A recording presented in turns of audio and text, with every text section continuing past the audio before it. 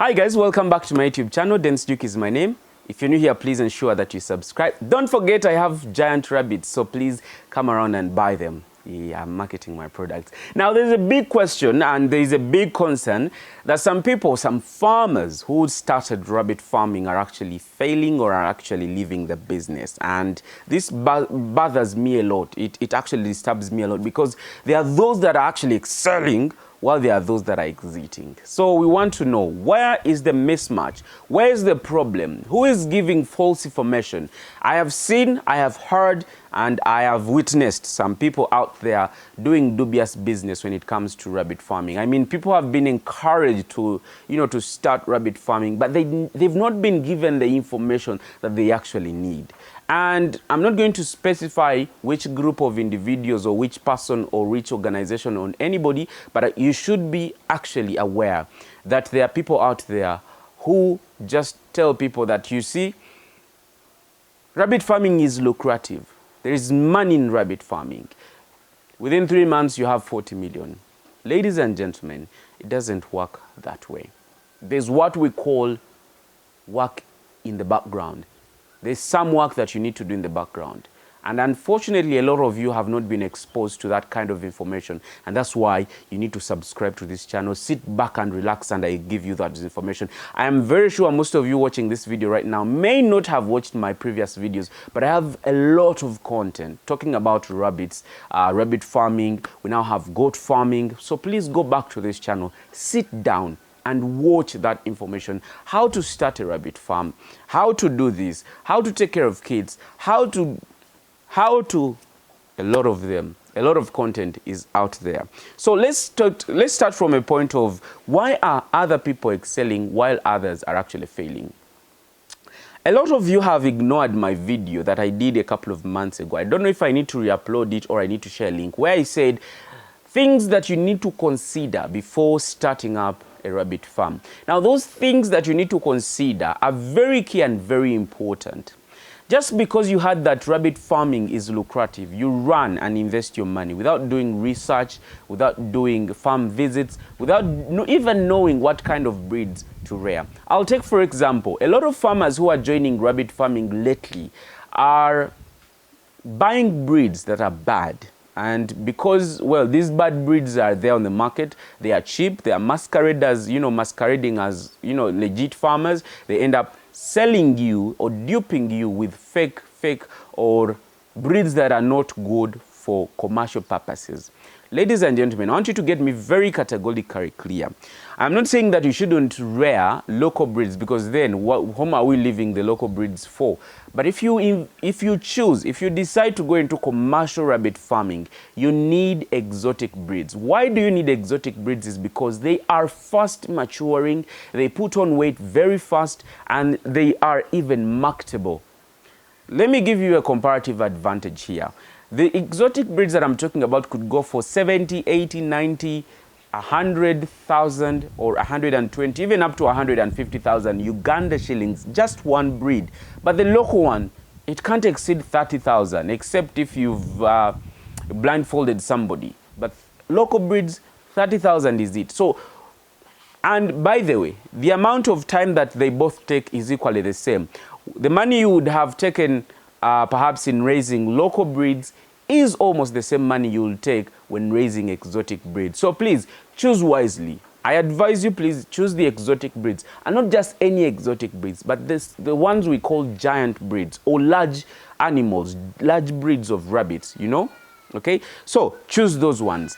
Point number 2, why I think a lot of farmers are actually failing is a lot of farmers don't know where rabbit market is.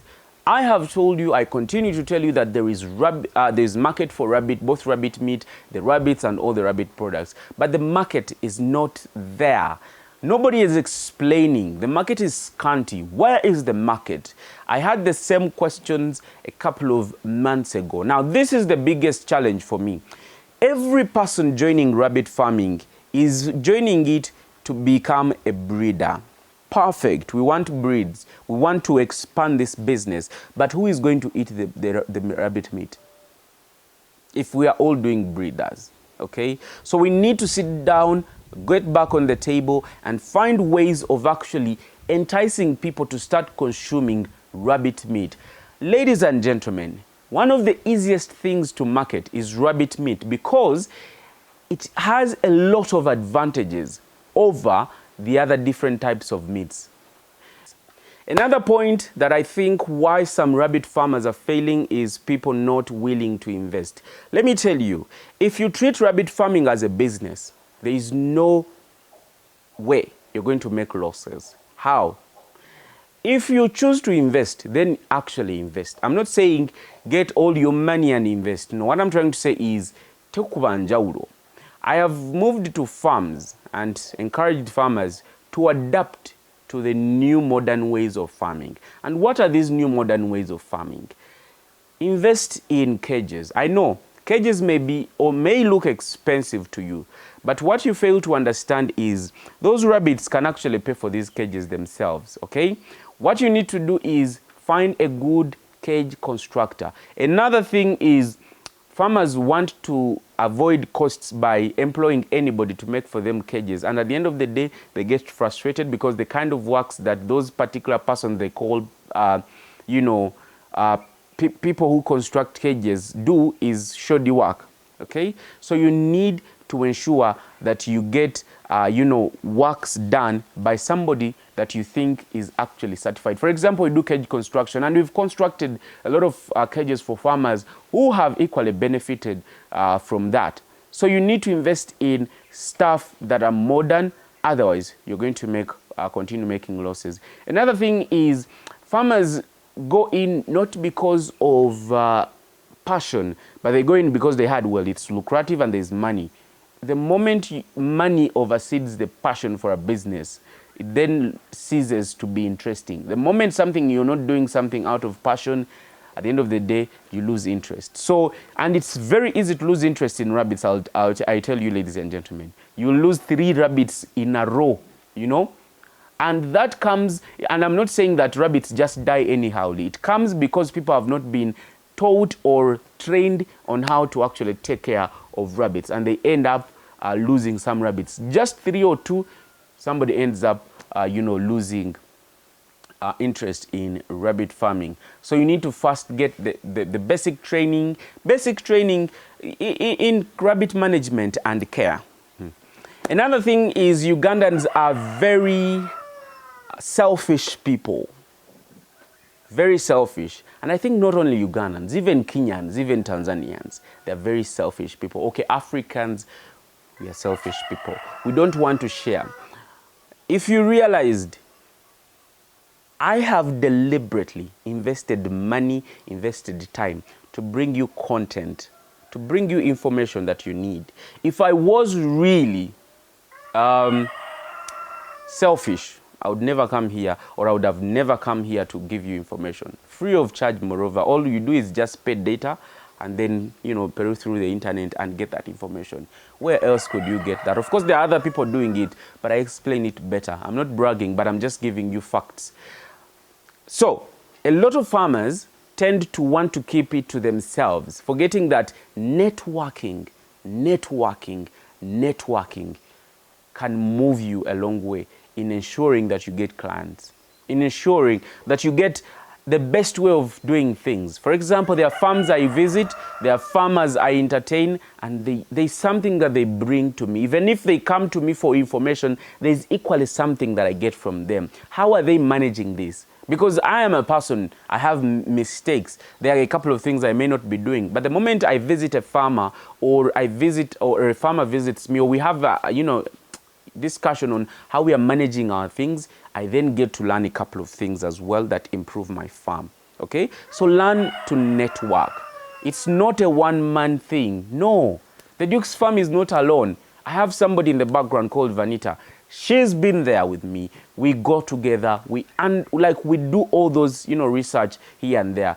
And that's how we've been able to build this small, rabbit farm of ours. And we intend to grow with time. So please network. Learn to share information with others. Okay? Temba bakodo.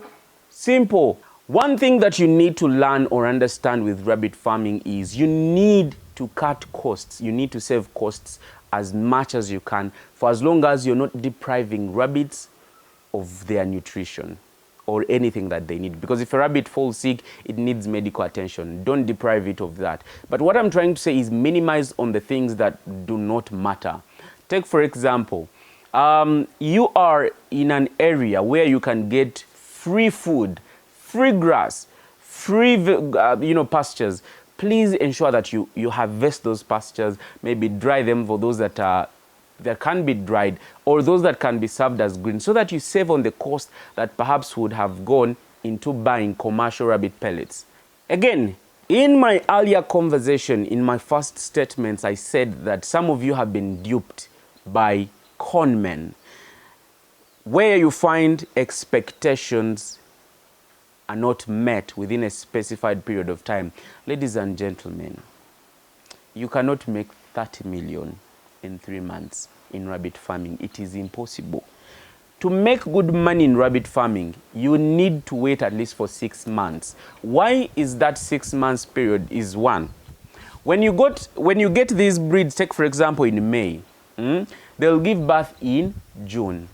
Now June will definitely be, maybe July will be 1 month, and then the rest of the month. So you're literally taking off 1.5 months off the time that these rabbits are not breeding, are not giving you kids. So meaning for them to be ready for the market, which I advise that at least at 4 months, you will have waited for 4 months plus the 1 month that the rabbit took while it was still pregnant, and then plus 1 other month that you will be selling that. So those are 6 good months for you to make that 30 million. Not in 1 month, not in 3 months, and even in 6 months, it may actually not be possible, okay? Because some farmers even don't know how to get to that point.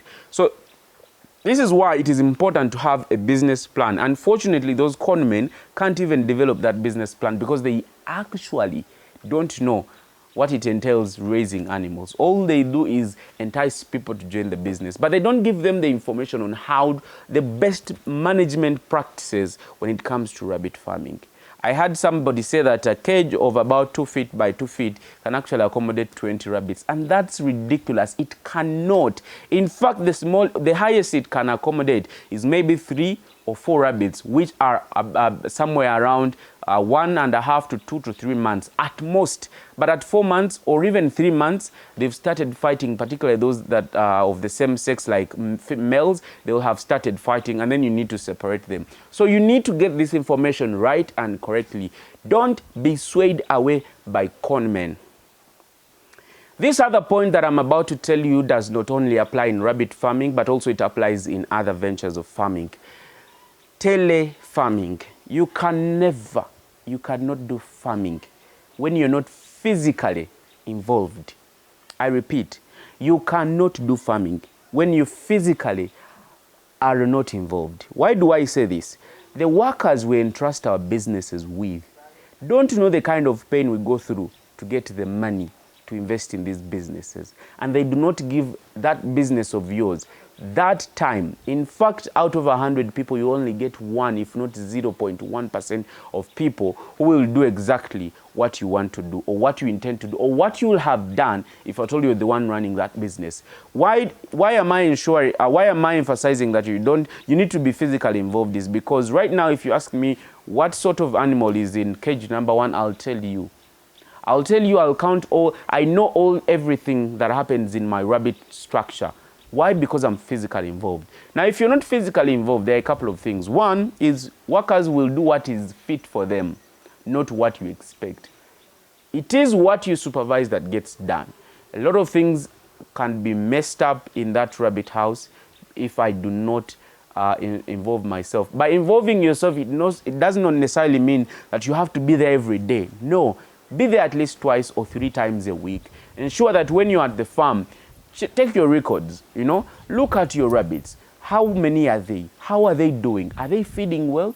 I recently supplied some farmer, I won't mention his name, rabbits, and I was very disappointed that after a month or 1.5 months, the rabbits that I sent to him cannot even, they had even grown smaller than the ones I actually gave him. Yet I expected them to be a bit bigger you know, because they have been fed or stuff like that. So the problem was these workers were not feeding the rabbits on what is required for them to grow and, you know, fatten. What all they did was to give them some foods for survival. And that is very wrong. And you can't know that if you're not fully involved. They will lie to you. They will tell you that this one is dead when they've actually eaten it or when they've actually sold it. How will you know if you're not involved? So you need to be involved. So that's why I tell you that some people, they are not at their farms and they call me, Dennis, my rabbits are dying. I don't know what to do. But in actual sense, they've not seen those rabbits dying. They've been told by workers that they are dying. How sure are you that they are not killing them? How sure are you that they are not eating them or selling them and just claiming that they are actually dying? So please ensure that you are involved in your business. You have invested money. Please do not leave it in the hands of anybody else except you. So ensure that you follow some of this guidance that I've given you in this particular video if you really want to be successful in rabbit farming. My name is Dennis Duke Onyala. If you're new here, please ensure you subscribe. Follow me on different social media platforms at Dennis Duke UG. Until then, see you.